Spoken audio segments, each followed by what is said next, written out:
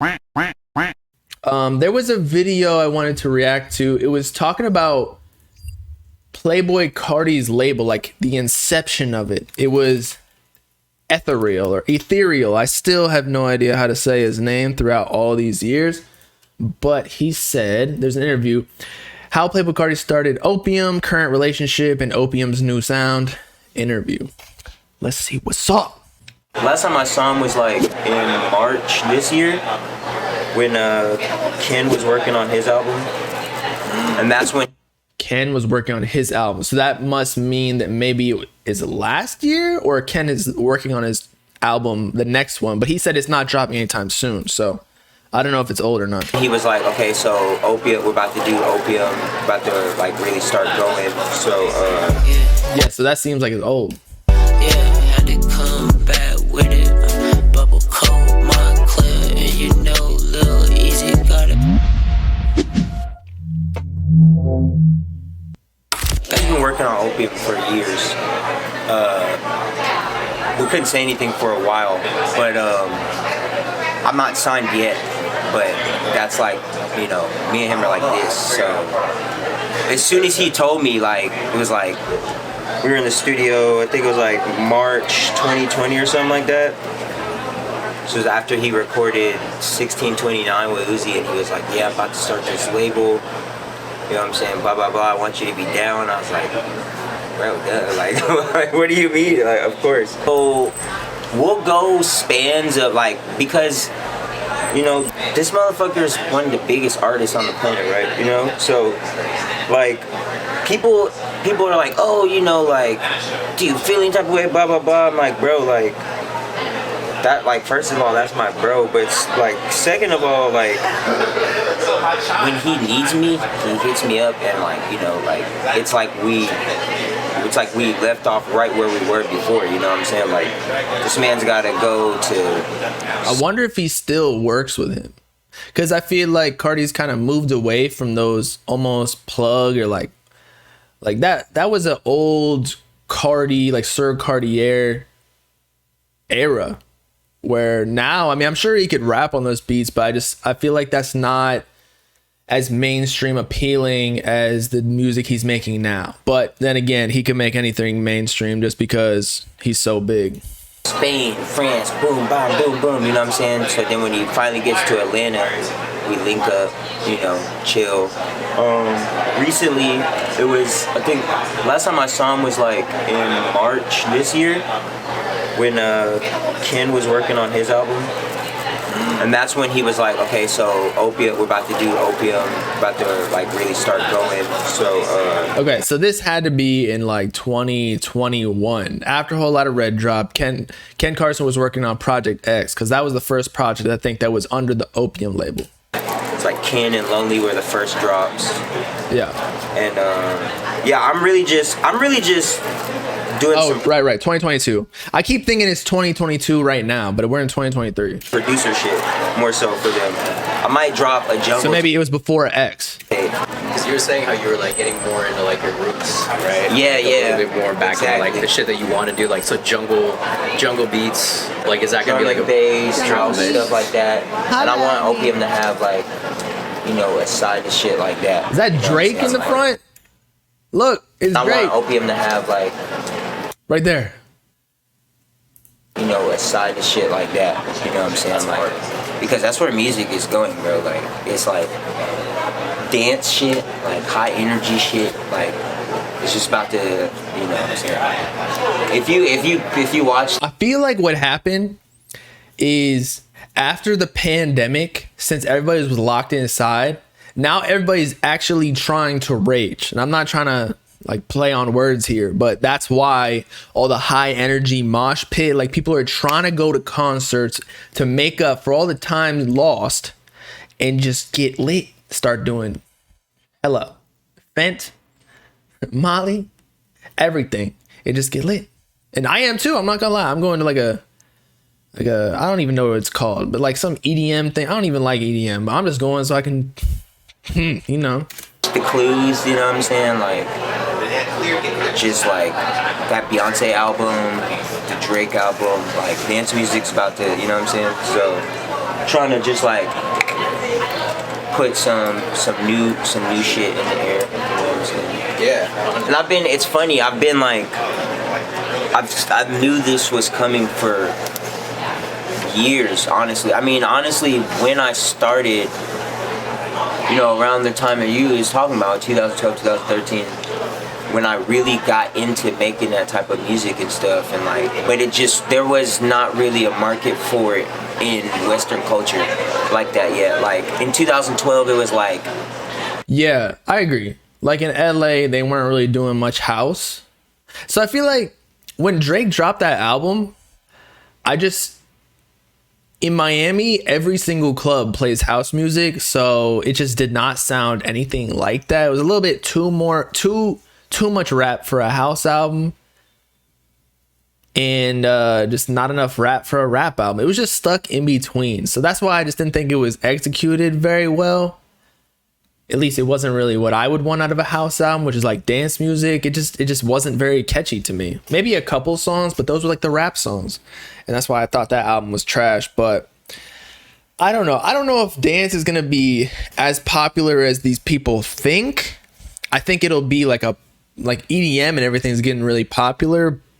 It has been, though, especially in Miami. Like, there's Ultra, EDC Miami, EDC Orlando, EDC Las Vegas and whatnot. Like, people have been listening to EDM for a while. Like, they listen to DJ set, like 45-minute DJ sets on SoundCloud. I'm like, yo, that's weird. And they're like raging to this music that just sounds like a bunch of electronic noises are farting inside their mom's vagina.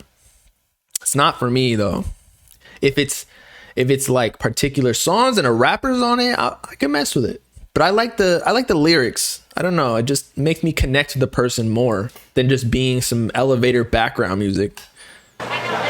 People kind of started teetering into electronic music on a mainstream level, but it was like dubstep and fucking, you know what I'm saying? Like, that's back when like those festivals were going crazy, the big dubstep festivals and shit. And I thought it was gonna kind of transition into house and shit, but it didn't, and pulled back. I think it's a very similar comparison to AI. Like, AI music is cool, but I personally like rappers when I buy into the personal brand. And house music, EDM music, like, yeah, there's a producer behind it, but I don't know, I just don't connect as much with them. And similar to the AI music, like, the music is cool for what it is, but I don't know, I just feel like as humans, we're social beings, and we like to connect with the artists and hear stories and flashbacks to something in their past. You know what I mean? Like, I just don't know if AI can resemble that or replicate that. Right. But it's finally about to come around. Also, like, with the big resurgence of a lot of the newer... But I do think that with Gabe, I don't know if he's actually signed to Opium, but he's definitely affiliated with them, among other producers who are on this the Hyperbot Collective with Out of Town and Starboy. I think there's one more. I can't remember his name. Is it what is it Lucrative? I don't know.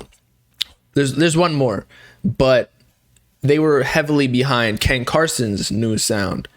And so, yeah, that is electronic noises, and it's going to take bits and pieces and elements of the dance music, but I think it's still going to retain, like, I think that rap is still going to be, or pop rap at least, one of the most popular genres. I don't know if house can become, like, not everybody's trying to dance all the time. You know what I mean? Like, that, I just don't know if it's going to become as mainstream of a genre than something where they're actually saying words.